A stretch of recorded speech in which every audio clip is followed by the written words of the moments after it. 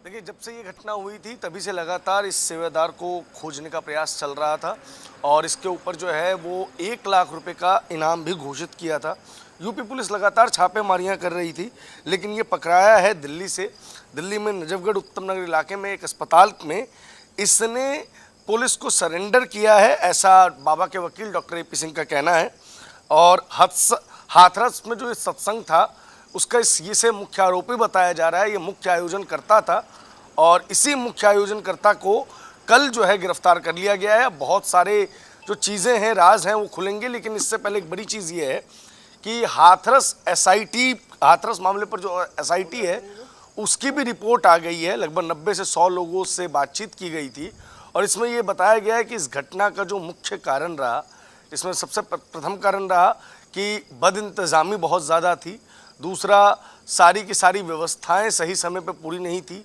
तीसरा, गेट जो है निकासी का वो सिर्फ एक था, यानी कि जितने लोग पहुंचने वाले थे उनके लिए सारे इंतजाम नहीं किए गए थे। भगदड़ का मुख्य कारण बदइंतज़ामी था। जी, बदइंतजामी, और ये शुरुआत से ही प्रभात सामने निकल कर आ रहा है। प्रभात, इसको लेकर क्या जानकारी, क्योंकि आज बताया जा रहा है कि कोर्ट में पेश किया जाएगा जो मुख्य आरोपी है उसको, और ये भी कहा जा रहा है कि पुलिस रिमांड पर भी उसे ले सकती है क्योंकि कई सारी चीजें हैं जिससे पर्दा उठना अभी बाकी है।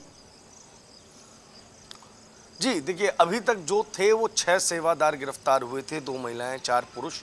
मुख्य सेवादार जो था वो अभी तक गिरफ्तार नहीं हुआ था और इसकी वजह से ये केस कहीं ना कहीं पिछले कई दिनों से जो है एक पॉइंट पर आकर रुक गया था। लेकिन कल इस केस में बहुत सारे अपडेट्स आए। पहला, SIT की रिपोर्ट्स आई। दूसरा, ये खबर भी आई कि इसके राजनीतिक एंगल के ऊपर जो है वो पुलिस जो है काफ़ी मात्रा में सर्च कर रही है। कॉल रिकॉर्ड्स और CDR फाइल्स चेक की जा रही हैं।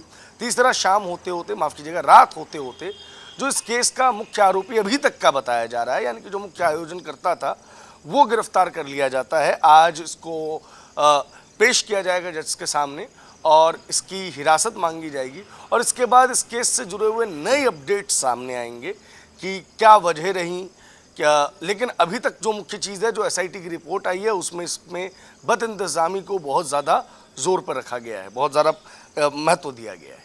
बिल्कुल। और प्रभात, जो चीजें सामने निकल कर आई, क्योंकि अगर हम इस बीच देव प्रकाश मधुकर की बात करें तो बताया जा रहा है कि 10 साल से वो भोले बाबा की समिति से जुड़ा हुआ था और यही वो शख्स था कि भगदड़ के बाद जो इतना बड़ा जो हादसा हुआ वहां पर, उसकी जानकारी फोन करके, कॉल करके जो थी वो बाबा को दी गई थी।